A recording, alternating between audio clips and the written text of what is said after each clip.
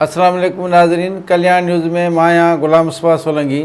नाज़रीन, तलार पुलिस 12 साला निगर ज़ुएब मल्लाह खे मुबैना गुम करे छॾियो आहे। अहिड़ी दरख़्वास्त निगर जी माउ नसरीन मल्लाह सेशन कोर्ट बदीन में दाख़िल कई।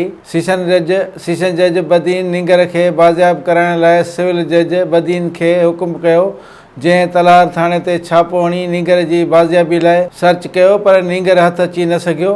निगर जी माउ थाणे अंदरि उॿाड़ींदड़ दाहूं कयूं। सिविल जज पारां पुलिस खां सख़्त पुछाणे खां पोइ सिविल जज वापसि रवानो थी वियो। उन मौक़े ते मुतासिर औरत नसरीन मल्लाह एहतिजाज कंदे दायो आहे त तलार पुलिस गुज़िरियल राति मुंहिंजे 12 साला पुट ज़ुएब मल्लाह खे मंशियात जे इल्ज़ाम में मल्लाह पाड़े मां गिरफ़्तार करे थाणे ते लाकअप करे छॾियो ऐं ॻरी रिश्वत तलब कई। न ॼण ते मुंहिंजे पुट खे गुम करे छॾियो आहे। आऊं मजबूर ऐं मिसकीन औरत घरनि जो पोरियो करे पेट गुज़र कंदी आहियां।